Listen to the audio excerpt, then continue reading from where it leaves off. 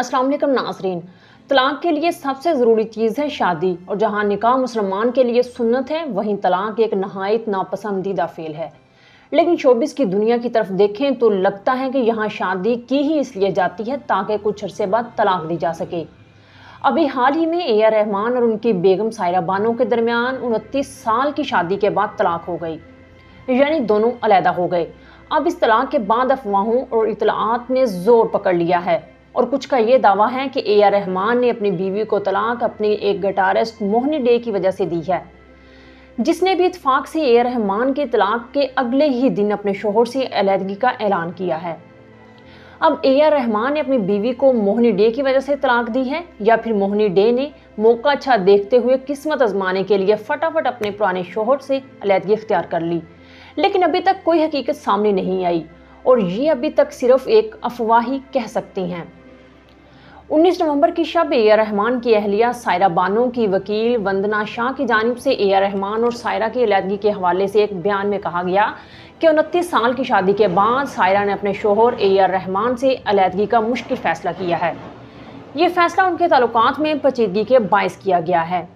उन्होंने ये भी कहा कि मोहिनी डे की शोहर से अलहदगी के फैसले का इस तलाक से दूर दूर तक कोई ताल्लुक नहीं है। वकील ने मजीद कहा कि एक दूसरे के लिए गहरी मोहब्बत के बावजूद जोड़े ने महसूस किया कि तलखी और मुश्किलात के बायस इनके दरमियान एक ऐसा फासला पैदा हो गया है जिसे इस वक्त दोनों फरीक ख़त्म करने से कासिर हैं। लेकिन किसी ने इन तलखियों और मुश्किलात का जिक्र नहीं किया, जो अचानक 29 साल की रिफाकत के बाद इतनी बड़ी हो गई कि दोनों ने अलहदगी का फैसला कर लिया। इसके बाद ए आर रहमान ने भी एक्स यानी ट्विटर अकाउंट से पैगाम जारी किया, जिसमें लिखा था कि हमने शादी के 30 बरस तक पहुंचने की उम्मीद की थी, लेकिन दुनिया में हर चीज़ का इख्तिताम है जो किसी ने नहीं देखा। टूटे हुए दिलों के बोझ से खुदा का तख्त भी कांप सकता है, यानी ए आर रहमान का दिल वाकई इस अलहदगी से टूट गया है। लेकिन पता नहीं क्यों उन्होंने उन तलखियों और मुश्किलात को ख़त्म करने की कोशिश नहीं की।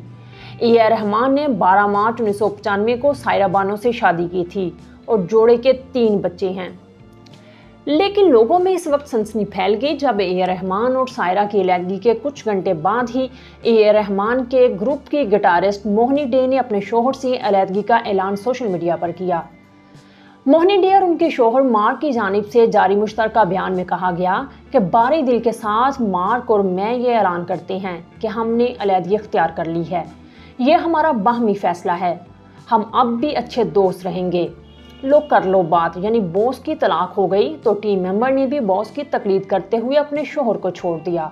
भारतीय मीडिया के मुताबिक 29 साला मोहिनी कोलकाता से ताल्लुक़ रखने वाली एक मशहूर गिटारिस्ट हैं, जिन्होंने ए आर रहमान के साथ दुनिया भर में 40 से ज़ायद शोज़ में परफॉर्म किया। तो इन दोनों तलाक के बीच में कोई नई शादी छुपी है या ये बस महज इत्तेफाक है, कोई नहीं जानता।